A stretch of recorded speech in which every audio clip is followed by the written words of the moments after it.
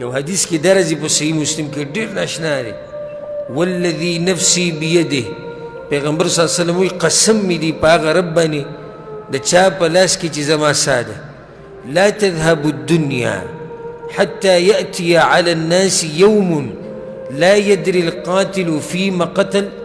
ولا المقتول فيما قتل وی داسې وخت به راشي قیامت ته نږدې چې قاتل ته به دا پته نه وي چې زه دا سړی ولې وجنم او مقتول غریب ته به پته نه وي چې ما ولې وجنې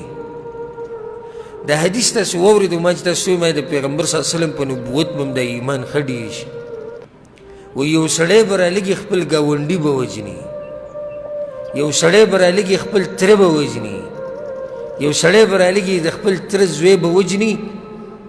یو سړی به رالګي خپل ورور به وجني دا عامه ده زمونږ د پښتنو په معاشره کې روزانه خبر نشر کېږي چې پلاني ځای کې یو سړی ووژلی شو او هغه کوم چې وجلی کېږي هغه غریب ته خو بلکل پته نه شي چې ما ولې دا خلک وژني او انسان حیران شي چې دا څه قصه روانه ده د انسان دا وینه او د مسلمان دا وینه دومره سپکه شوې ده ځکه زمونږ دشمن ډېر خوشحاله دی ولې زمونږ دشمن خوشحاله دی منګ یو بل وجنو منګ یو بل ختمو یو بل وجنه یو بل ختموي ځکه دا خبره واورئ چې ګورې په اسلام کې په ناحقه قتل دا یو لویه ګناه ده هغه ګناه ده چې الله سبحانه وتعالی په قرآن کې دا خبره ذکر کړې ده ومن یقتل مؤمنا متعمدا چا چې یو مسلمان قصدن عمدنی مړکو په ناحقه فجزاؤه جهنم خالدا فيها همیشه د پاره به جهنم کې وغضب الله عليه او الله به دې ته به غوسه کوي څه وړه خبره نه ده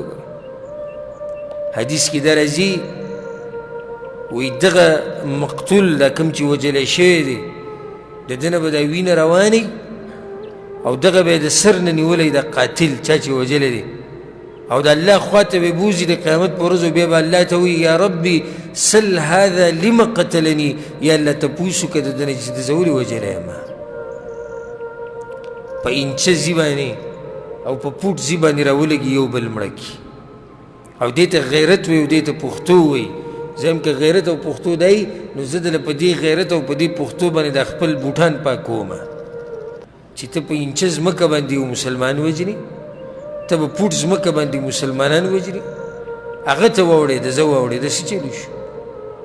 په معمولي خبرو باندې یو بل وجل په معمولي خبرو باندې اوږدې اوږدې دښمنیانې کول دا د قیامت په علاماتو کې یوه علامه ده